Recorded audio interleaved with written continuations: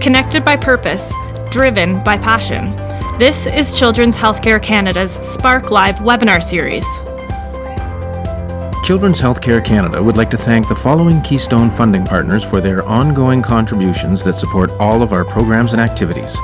The Stollery Children's Hospital Foundation, BC Children's Hospital Foundation, the Children's Hospital at London Health Sciences Centre, the Alberta Children's Hospital Foundation, the Children's Hospital of Eastern Ontario, and Holland Bloorview Kids Rehabilitation Hospital.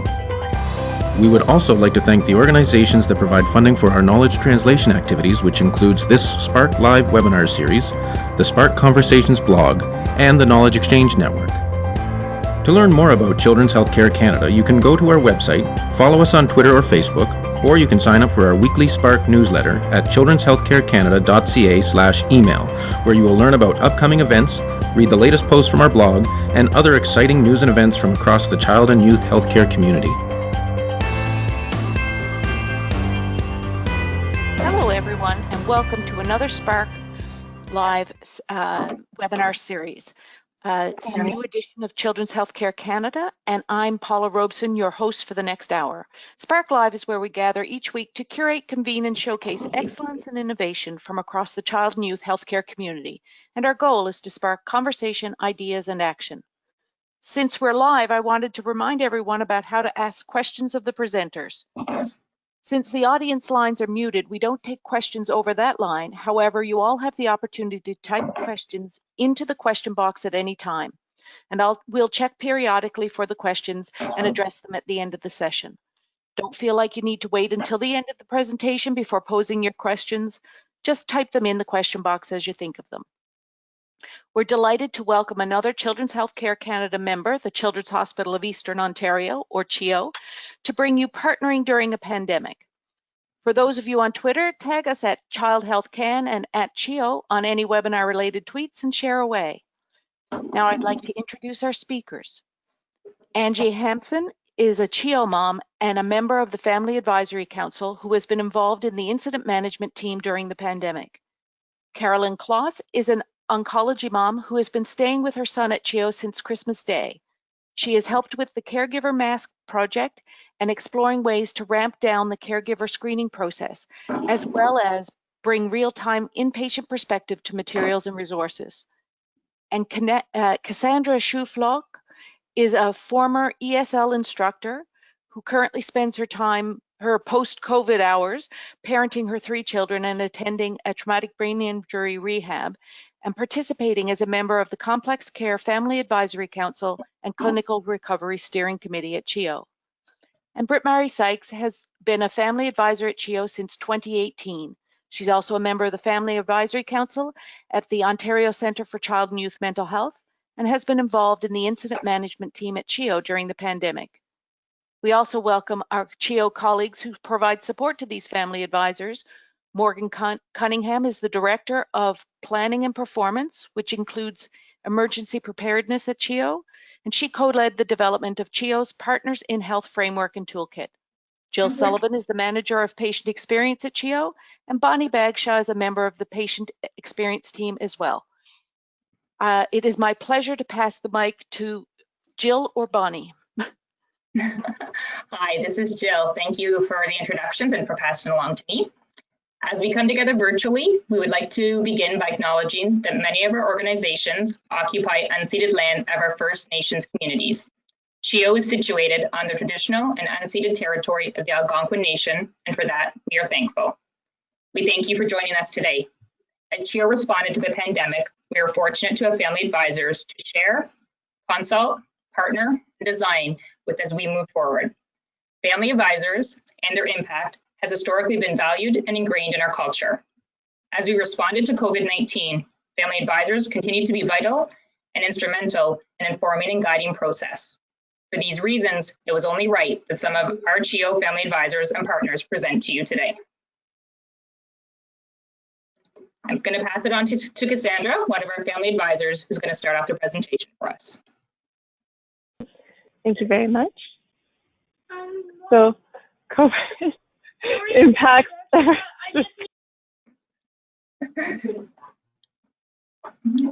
and that is presenting in a pandemic for you. Thank you. Thank you. COVID impacts every area of healthcare and hospital functioning. This in turn impacts patients and families in multiple and unique ways. Being open to family partnership ensures that these unique perspectives and insights inform the design and execution of all healthcare policies. And that's from our very own Britt Marie's side.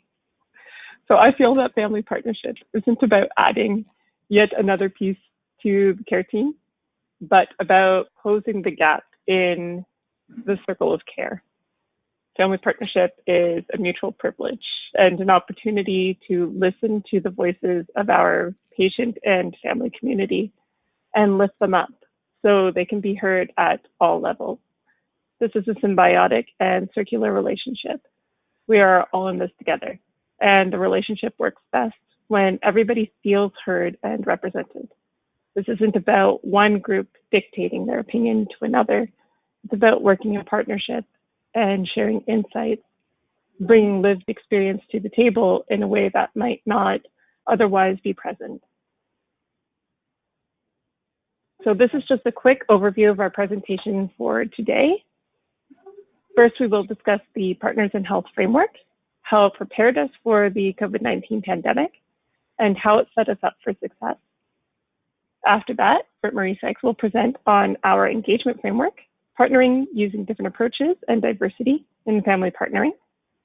Next, Angie Hansen will be discussing how we've been executing our partnering framework here at CHEO and some of our pandemic success stories, such as town halls and our incident management team. Then Britt Marie will come back in to discuss some of our challenges and our lessons learned. And finally, we will end by opening the floor to questions. So this is an overview of the Partners in Health framework. As a result of our recent integration with the Children's Treatment Center, we were presented with the opportunity to co-design a new Partners in Health framework, basing it on the Carmen model out of the UK and the HQO framework in 2018-2019. We started with these best practices and then worked with youth and families to determine what partnership should look like at CHEO and how it should feel. Engagement occurs in all areas, ranging from direct care levels to governance and through multiple approaches across the engagement spectrum. Most importantly, engagement involves working with our children, youth, and families and using different methods and at different levels in ways that are meaningful to them. So I'm going to hand this off to Britt Marie. Thank you. One of CHEO's strengths is its established commitment to patient partnership. CHEO established its first advisory council, originally known as Family Forum, in 1992. A framework for partnership with our children, youth, and families was therefore well established before the pandemic. This strong foundation of partnership enabled CHEO to create and support valuable partnerships as needed during the pandemic. And these pandemic-specific partnerships were in turn based on an established model of how partnering should feel from our co-designed commitment of care. Having this history and culture of partnership, in addition to a formal structure and toolkit within the organization, enabled CHEO to respond quickly. It was easier to build a new way of doing things during a pandemic from a strong and reliable foundation. The trusted relationships CHEO had established with a pool of family advisors was therefore crucial to being nimble in partnering with families in a time of emergency. This was especially important when it came to working with and meeting the unique needs of our family partners in diverse communities. Partnering with diverse groups of families, children, and youth fosters an approach to healthcare, and in this case, healthcare during a pandemic, that always considers multiple perspectives and contexts. An openness to diverse perspectives creates a broader, more fulsome understanding of healthcare issues. The pandemic created an even faster-paced environment in healthcare and an even greater need for partnership at CHEO. Numerous approaches were identified as necessary to enhance the success of engaging with children, youth, and families during the pandemic. We haven't fundamentally changed what we do at CHEO, but we have modified how we do things to ensure the continued strength of our Partners in Health model. Some examples of this include sending out email surveys, but with a specific focus and a very short turnaround time. Pulling together rapid response groups of patient partners who are able to respond to requests within hours. And in-person participation for real-time feedback. This might mean attending clinical areas to get feedback from families in real time. And now I hand it over to Angie. Thank you so much, Britt-Marie. When we're looking at designing our own engagement program, or whether you're looking to build something new or looking to pivot partnership strategies during times of uncertainty and change like this, we recommend asking some of the same basic questions. What level of service are you looking at? Is it something that's at the direct care level or at a program or corporate level? What audience? What time frame? This will help determine which approaches to take, whether it's during normal times or at the faster pace of a pandemic. The most important thing to me, as the patient partner, is that instead of building this for patient partners, build it with your partners. Build this together. If we could move, thank you. Now, this is just an overview of the same sort of graphic you saw earlier, the same model we highlighted, but here we have some examples of how we shifted from our standard ways of partnering to our work during the pandemic, and how that still sort of fits within this larger framework. Across the left side, you'll see that arrow pointing up, and that demonstrates the different areas or levels of care, from the direct care level at that basic foundation of what we do, up through the program and corporate or governance levels. And then across the top, you see the arrow demonstrating the different, the engagement spectrum, the different approaches we can take, everything from sharing information to consulting and advising, and into partnership and co-design. So for example, at the direct care level, we have a COVID-19 family info line, which offers information to patients and families who may have questions about CHEO's COVID response. For general information about COVID-19, we would refer families to Ottawa Public Health. But for people wondering about our precautions at CHEO, they can call and chat with our patient experience team. So this is one way that we are sharing information and giving information to families. Moving over to the middle column, at the program level, we have our food services processes, which all had to be revamped during the pandemic to minimize movement within the building. So we asked family partners to advise us on our processes and to streamline them so that they would still meet the needs of children, youth, and families at CHEO. So we did this together with the advice and perspectives of family partners. And then if we move over again onto the right, at the top level, we have examples of corporate and governance level strategies. For example, our caregiver presence policy was developed with family partners who helped develop the policies, the communication, and who made recommendations to our IMT, our incident management team. Turnaround times were tight, with drafts often being rewritten by families one day and on our website the next. So that was a much more intensive level of partnership and shared decision making. So this is just an idea of sort of a matrix of how you can see how we still work with our partners at different levels and different approaches, and perhaps in a different way than we usually expect. Can we move to the next? Thank you. Now that we've had an overview of some of those different approaches that we've taken, we're going to highlight a few ways that we've been working together in a bit more detail. So I will highlight the town halls and our incident management team, and then Britt Marie will come back and fill you in on some of our ongoing engagement opportunities.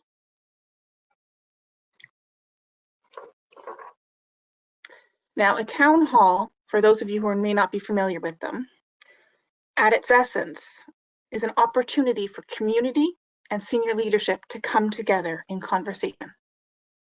This ensures that senior leadership can hear directly from the community that they serve, and the community can hear directly from those senior leaders.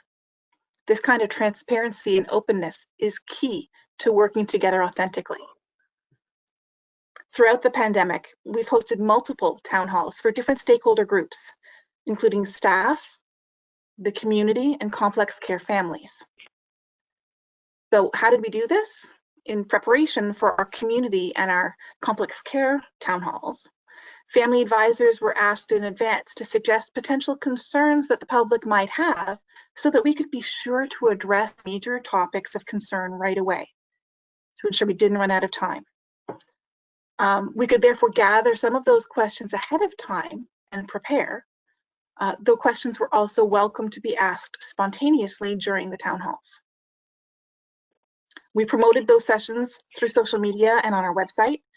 And normally our town halls are conducted in person, but obviously given the pandemic, we had to do those virtually, which gave us the opportunity to record and disseminate to a broader audience. And I think, to me, one of the keys to our success with our town halls is that they are attended and led by senior leaders, including our CEO, Alex Munter, who was there to lead discussions, to hear the concerns of the community himself, and to be available to answer questions directly.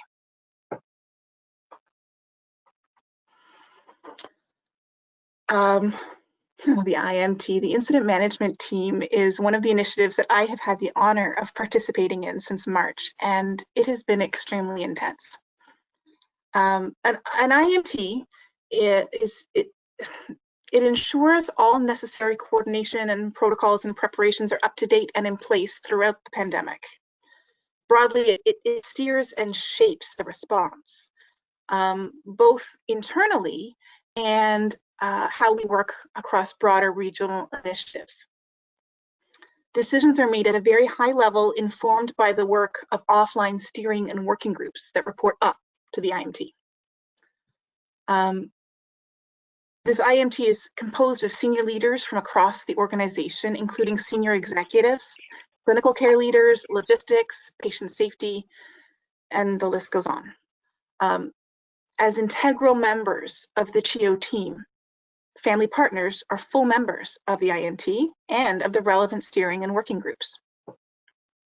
Initially, we had calls 7 days a week, which was a little overwhelming for a single family partner to manage, given all of our other commitments. Therefore, we formed a core group of 3 family partners who share the role, with one of them on every IMT call.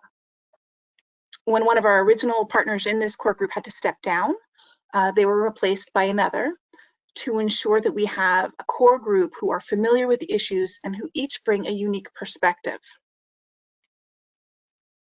With any engagement, it's important that we support our family partners appropriately to facilitate their success. When joining the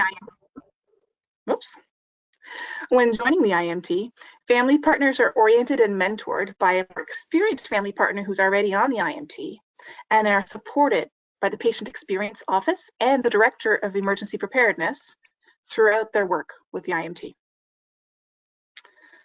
The IMT is not the only way that family partners are involved at this corporate level. We work with multiple family advisors through various consultations, one-time projects, working groups and steering committees, and through pre-existing family advisory councils. To me, having this robust level of partnership during the pandemic has significantly enhanced the experience of families accessing CHEO services during COVID, but also as we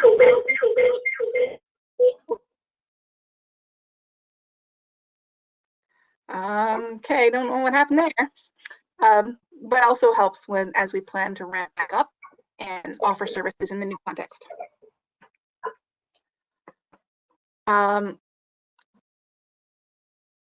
So just to cover a little bit of the family partner role, what is it that we do on the IMT as patient partners or family partners? We are a full partner on the team. We are not a guest at the meeting, we are teammates. We receive the reports ahead of time so that we can prepare effectively for high-level discussions. We actively listen to updates and status reports. We ask questions as relevant. We report on our activities and liaise with the appropriate leaders of the working groups as necessary. We flag concerns that we might have. We share perspectives on proposed policy changes. We think broadly about the family needs and concerns, and we have to see beyond our own personal experience and think of that impact on the broader child, youth, and family patient experience. We look at the implications of decisions from a holistic family perspective across multiple environments. How might this decision impact inpatients versus people in the emergency department versus people accessing developmental services? So it's not just one area. We have to look at how it affects everyone. To me, the most important thing that we can do is constructively and respectfully question and dialogue, both on the call, but also in those offline discussions and working groups. This has been the most challenging work that I have ever done as a family partner. And I am incredibly honored to have been a part of our pandemic response in some small way. If you aren't partnering with patients in your pandemic response, I encourage you to start that dialogue today. And now I will hand it off to Britt Marie. Thank you, Angie. Because of the pandemic, family advisors are now contributing to most working groups and participating in many one-time projects at CHEO. The scope of engagement with family advisors expanded first to include the incident management team, and then to other committees that were created in response to the pandemic. Some of these specific committees include the Caregiver Mask Working Group, the Clinical Service Recovery Steering Committee, and virtual rounds. CHEO's strong foundation of family partnership includes transparency and feedback. This has enabled CHEO and its family partners to identify some of the unique challenges it has faced during the pandemic. From a staff perspective, some of these challenges included the demands of a fast-paced environment for quick turnarounds and summaries of responses from family advisors, the potential for advisor burnout or advisors experiencing feedback fatigue, finding the right people at the right time and with the right experience, all the while ensuring that a diversity of voices were represented. From an advisor perspective, some of these challenges included clarity on the role the advisor was taking on and clarity on the feedback being requested, not having access to all the background information on a committee in order to provide valuable perspective and feedback, and balancing the value of unique experiences and perspectives that each advisor brings to the table with the need for advisors to always consider the broader implications of policy and processes on the diverse populations CHEO serves. Identifying some of the challenges that staff and advisors experienced during the pandemic has provided some valuable lessons learned. From a staff perspective, it is crucial to build a pool of advisors who are available to offer rapid response, to develop a tracking sheet to document the requests for family partnership, to share CEO and daily staff updates to help advisors stay informed and up to date, to ensure that any feedback request is clear and that the ask or need is easy to meet, to have a staff liaison on every committee who is looking out for and supporting the advisor. From an advisor perspective, it is easier to consult and often more fulfilling when the role the advisor takes on and any communication around that role is clearly outlined. The need to have a resource person or liaison attached to the family advisor and the specific work they are doing. This kind of support mitigates against advisor burnout and helps to continue building strong relationships between CHEO and family advisors. And finally, the value experienced by the advisor of contributing family and patient leadership and perspective to the building of stronger healthcare systems for children and youth. And now I pass it back to Cassandra. We'd like to end this presentation almost back where we began. Achieving this partnership through the pandemic was enabled by the foundation of partnership already established. We felt welcomed and valued at the table. We knew the expectations and that there was a system in place to support us. It's so important to have family partners at the table as partners and not just as observers. I'm going to read this quote. Our family partners have an equal and powerful voice at our table. Even though the pace of this virus is forcing us to live the spirit of the WHO's motto, it's better to be fast than perfect. But one thing we don't want to sacrifice is partnering with children, youth, and families through this journey, as we want to ensure their valuable voices inform each action and decision. And this is from Morgan Cunningham-Sedge, who's our Director of Emergency Preparedness. Particularly during the pandemic, all family partners are coming with their own unique experience and circumstances.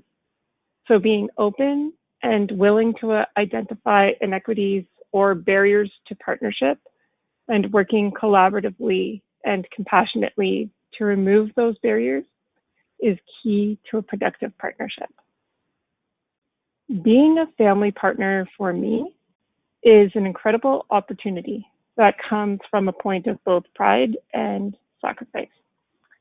As a family partner with a disability, I dedicate a great deal of time and effort to being able to make sure that I attend my position and the committee. I'm there because I truly believe that this is the most important place that I can be helping with the COVID-19 relief effort.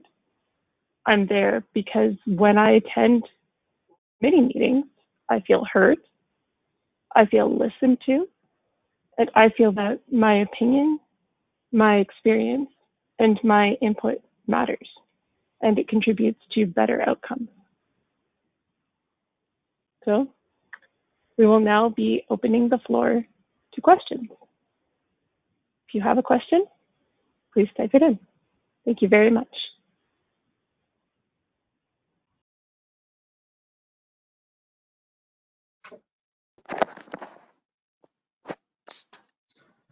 There's one question there. Bonnie, were you going to address? Yeah, I think Morgan Cunningham's going to pass on the question.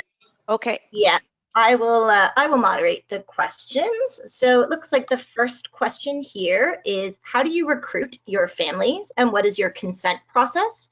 And how do you contact past families for engagement? So I'm going to pass this question over to Bonnie, who is our patient engagement specialist at CHEO, to answer this question. Thank you for the question. Sorry, there's a lot of... There's some static. Let's see what we can do.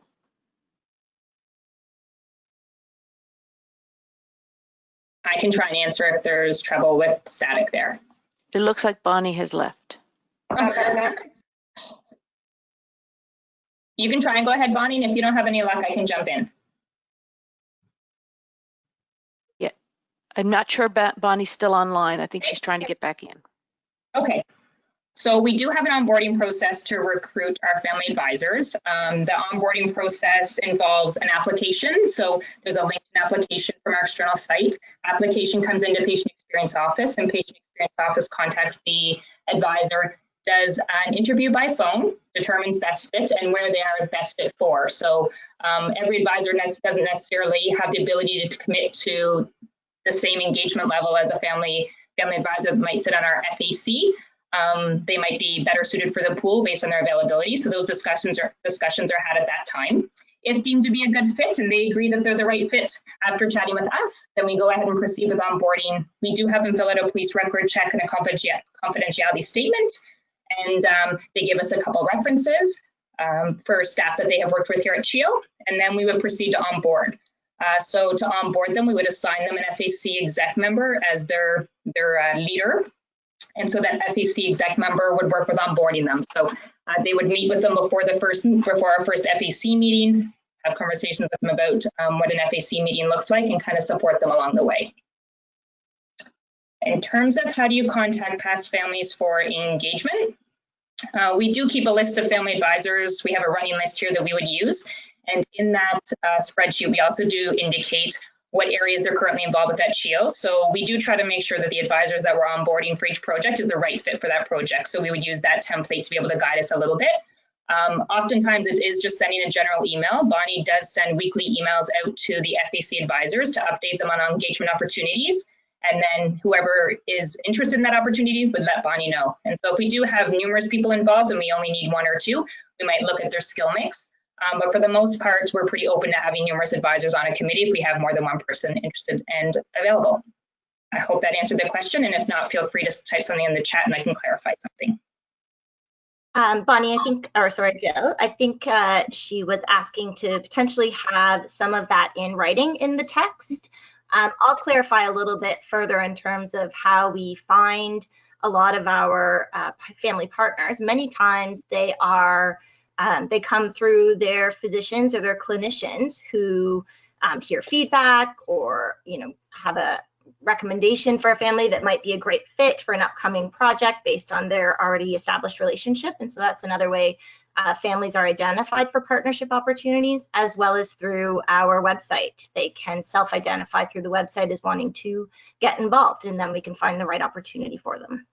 Yeah, and I'll add to that, we often through our patient relations department find some family partners working with them. And so sometimes through that process, we can identify people who might be interested in working on improvement opportunities with us here too. So you can visit our cheo.on.ca website if you want to see sort of how we recruit families and what are some of those opportunities. That's a great place to maybe start as well. So another question that has come through is, do you set a timeline on advisor positions? So I'll hand that over to you as well, Jill.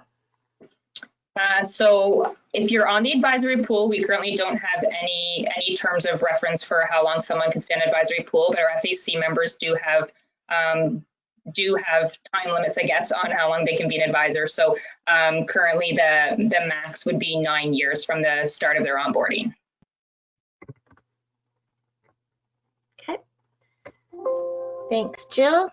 I don't see any other questions. Really, it does look like most people are interested, or most of the questions are around how you recruit and find advisors. Oh, I did have another question that came in. So, should the COVID-19 situation at CHEO change in the fall, i.e. a large surge, would CHEO still remain vigorously committed to having families at the bedside? How would you resolve a discrepancy between clinicians' views and family and parent advisors? So this might be one that both Jill and Carolyn want to answer, since they've been involved in our caregiver policy work.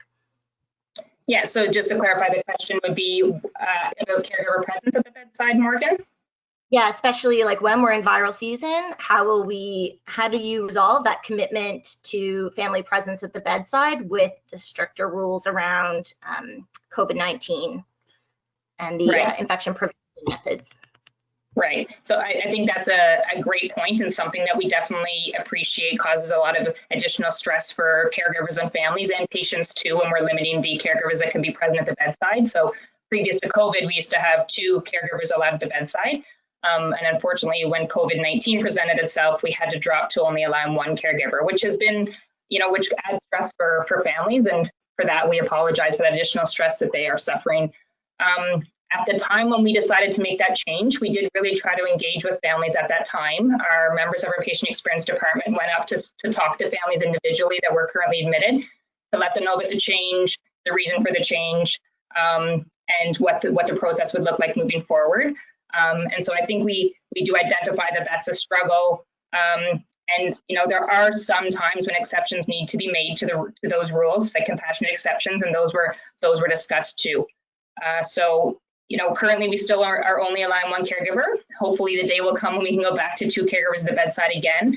And if that day comes and we have to pull back again to 1 because of increased concerns regarding COVID or something else in the community, I think our approach would probably be similar. So really making sure families are aware, including them in that conversation. How do we communicate out to them appropriately, and working with them on a more one-on-one level if they have additional concerns, and having them work through that process with us has been really key, I think, to trying to make sure that process goes smoothly when we implement, and make sure that it's easy to maintain too along the way. Carolyn, I don't know if you have anything to add about your experience. I know you're admitted to 4 North and our hematology floor, oncology floor here at CHEO. And so you yourself have been someone who's been affected by the fact there's only one caregiver at the bedside. Do you have any additional thoughts at all about, ways to make that go smoother for families? I don't think that having one caregiver at the bedside is the worst idea. There's less traffic in the hallways, there's less traffic in the rooms.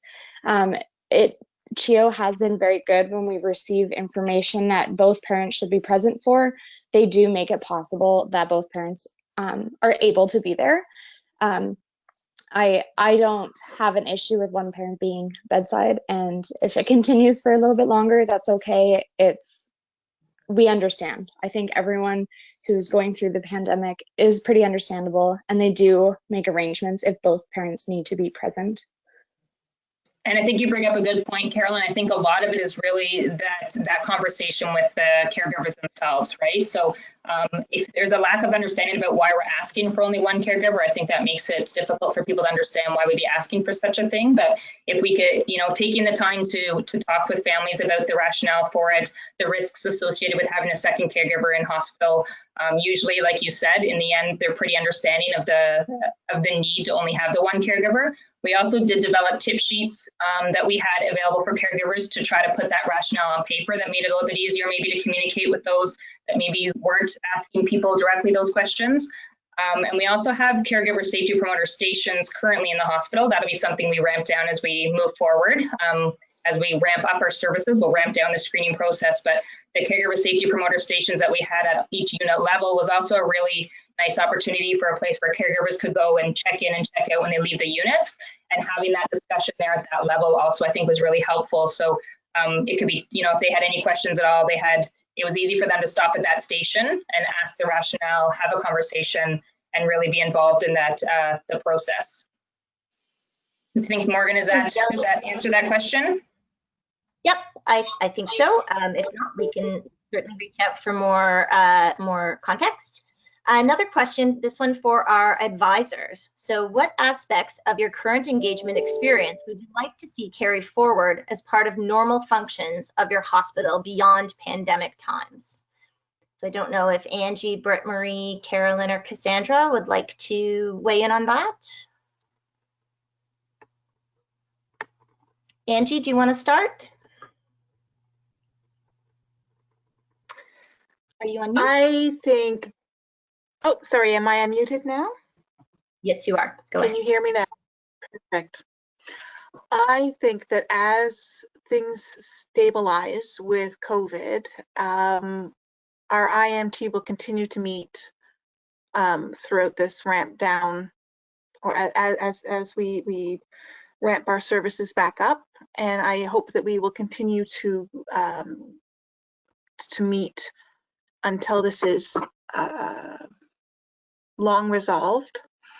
And I hope that going forward, subsequent IMTs for subsequent concerns do involve patients, patient partners, family partners, anytime we need to activate that emergency response. I think that there's a lot that we've done differently given the time pressures of responding to something that's changing this quickly.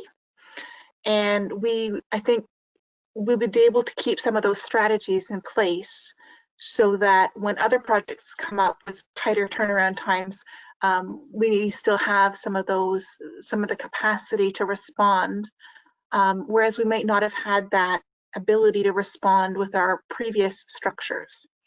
So I think that capacity is really, really great as well to keep. Britt Marie, anybody else have any thoughts? Yeah, this is Britt Marie. I would just add to what Angie just expressed, that the hope that some of the lessons learned, actually many of the lessons learned, are rolled into what CHEO does day to day going forward, and just become part of normal operations. And I just wanted to add an add-on to a previous question. CHEO has a very robust communication channels. It's very apparent to family advisors that CHEO has this.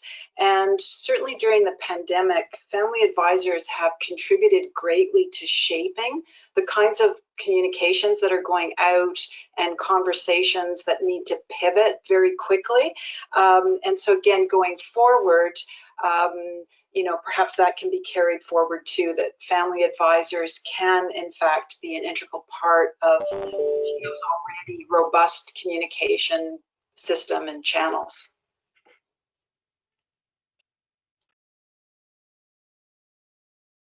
Thanks, Britt Marie. Cassandra or Carolyn, would you like to comment as well? Sure. This is Cassandra. For me, one of the aspects of my current engagement experience, and I feel like this may have already been a large part of our experience even before, I feel like has been the commitment to bring different voices, I guess, into I guess, corporate level. I don't know if corporate level is the right word, but into higher levels in CHEO advisory. So right now, I'm a family partner on a steering committee, and that for me means, because it can be hard for me to speak, it means sometimes things have to go a little bit slower. So that means sometimes other people have to slow down. And that means a little bit of extra work on their part, but that also is a bit of, that's that dedication to family advisory and putting that in there. That's that even when it's hard, even when it's difficult, and it would be, quite frankly, a lot easier to just not have a family advisor at that meeting. That consistent dedication to having somebody there and doing it, that's something that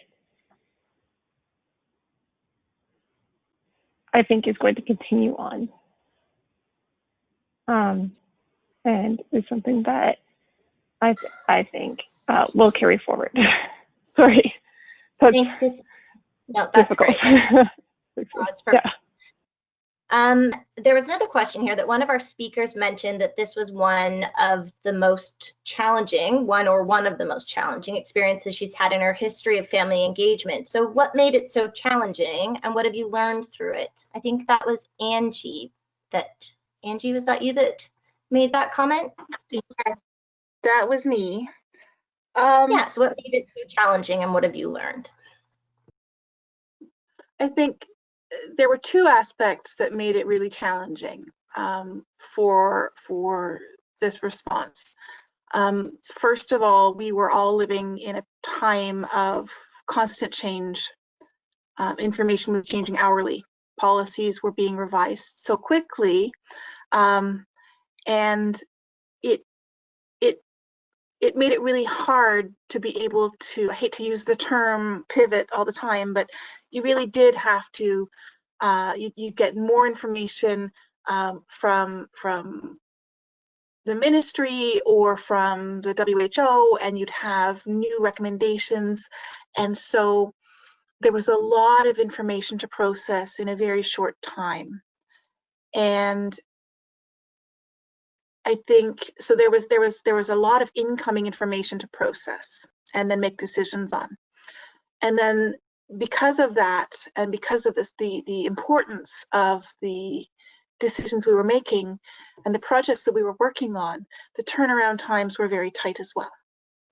So I remember in the first week that I was involved, I was on call 7 days a week for that first week, and had I would be getting an email at 7 at night while I'm putting my son to bed and revising a document at 10 at night and submitting it before I went to bed. So that it wasn't just making time for the calls, but making time for the work to be able to respond in a way. But that also made it meaningful because it was actually, it mattered. It wasn't something that was just give us your thoughts and then we'll make decisions from here. There was an awful lot of help us shape this, help us revise this. And so there was a significant amount of pressure, but a significant amount of meaning to everything that we did. And that was really, really powerful. I think another aspect that made it challenging is that we're all living through a pandemic. So there is that emotional connection to the subject matter as well.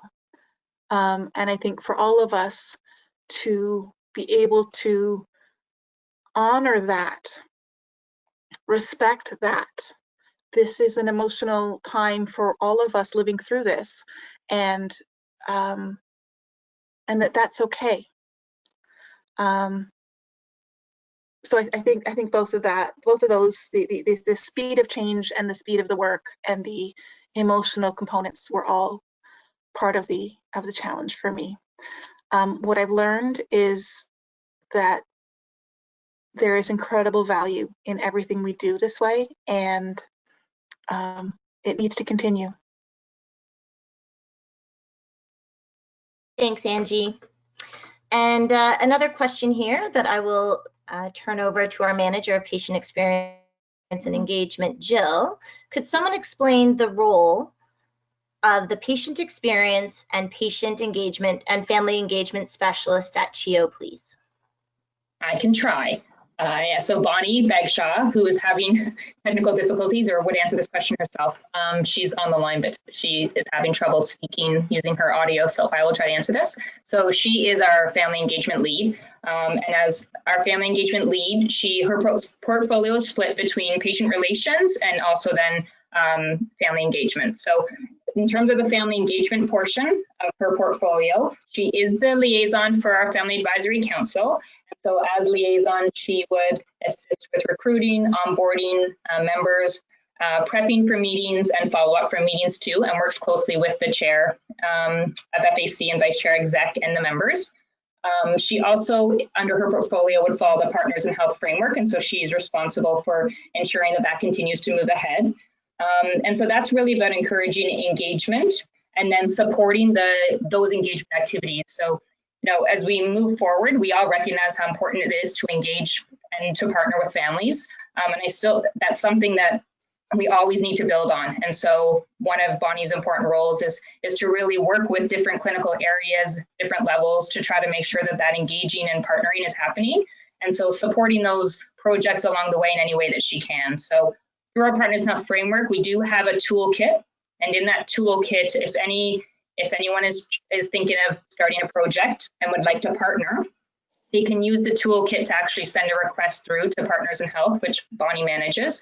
So she would get the request through the Partners in Health inbox, basically, and be able to work with that project lead to really determine who's the right advisor, find an advisor for them and get them rolling, and then support them along the way to make sure that that's a successful partnership. So, our dream state is that down the road, partnership is so ingrained at CHEO that we don't need a family engagement lead anymore. No offense, Bonnie, but that work happens automatically on its own.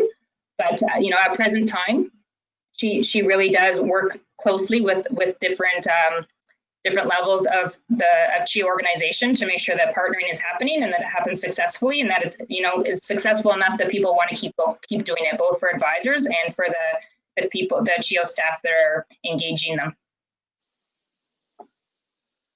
Thank you, Jill. I am not seeing any additional questions here. So Paula and Anne, I'm not sure if I turn it back over to you. You do. Last chance, folks, for asking a question. And if I don't see one pop up, I will. It's Angie. Sorry? Can I just, it's Angie. If there's no more questions, I just wanted to thank everybody. It means a lot to us patient partners that you're all wanting to know more about our programs, and thanks for coming to listen to us. And on that note, thank you, Angie, Britt-Marie, Cassandra, and Carolyn, as well as Bonnie, Jill, and Morgan. Thank you all in attendance for your interest in this webinar, despite all of our Zoom fatigue. Typically, Children's Healthcare Canada hosts our Spark Live webinars every Wednesday at 11 a.m. Eastern. However, during COVID, we have been offering special editions of some of our knowledge sharing opportunities, and these may fall outside our typical webinar time slots. To stay up to date on all of our activities and events, please sign up for our Children's Healthcare Canada Spark Live newsletter if you have not already done so. It's always great if you can watch live, as your questions and comments really enrich the discussion. But if you can't watch live, the recordings of these sessions are made available after the fact on our Knowledge Exchange network. Our next webinars will take place in 2 weeks. On Wednesday, June 24th, we'll hear from colleagues at Alberta Children's Hospital about their pediatric outreach program. And on Thursday, June 25th, CHEO colleagues will share their shift to virtual emergency department in their webinar entitled Meeting the Challenge, a pediatric virtual emergency department. So thanks again for joining us today. Thanks to Children's Healthcare Canada member CHEO for supporting our webinar program, and hopefully we'll see many of you back here in 2 weeks. Bye, everyone.